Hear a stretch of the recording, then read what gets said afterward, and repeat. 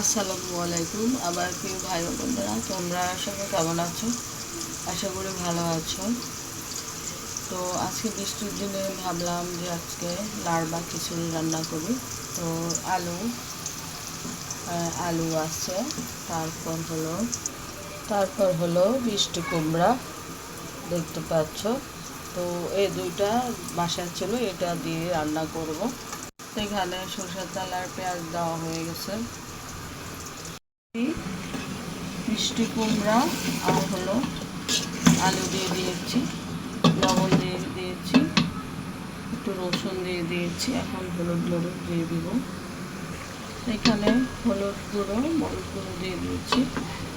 এটা ভালো করে ভেজে দিতে হবে। তারপর চাউল ডাল দিয়ে দিব। তো এখানে আমি মুগ ডাল আর হলো বাতের চাউল নিয়ে নিয়েছি। আমার সবজিগুলি কষিয়ে আসছে, তোমরা দেখতেই পাচ্ছ। তো আমি একেবারে এটা বেরেস্তা করে তারপর সবজিগুলি দিয়ে দিয়েছি। একেবারে সাদা মাটা রান্না। তো এখন আমি চালগুলো দিয়ে দিব।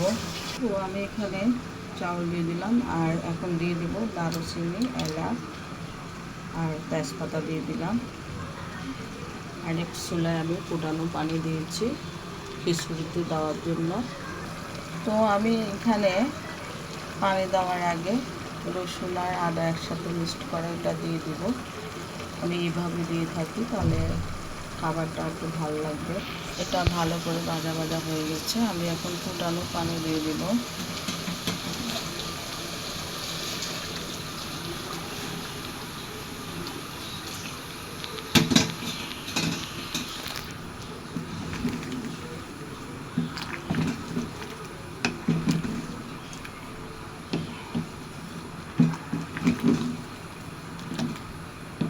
হয়ে আসলে ভাজা জিরার গুঁড়া দিয়ে দিব।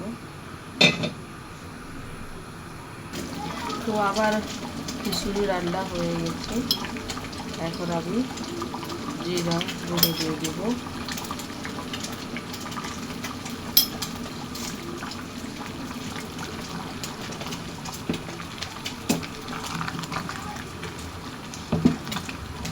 লাড়বা খিচুড়ি বলে কথা, কেমন হয়েছে অবশ্যই তোমরা বলবা। তো তোমরা যারা এভাবে খিচুড়ি রান্না করে খাও নাই, এইভাবে রান্না করবা, দেখবা ভালো লাগবে। আমার লাড়বা খিচুড়ি রান্না হয়ে গেছে, তোমরা দেখতে পাচ্ছ কত সুন্দর রান্না হয়েছে। তো আজকের মতো আমি বিদায় নিচ্ছি। আল্লাহ হাফেজ। ভালো থেকো সবাই, সুস্থ থাকো। আসসালামু আলাইকুম।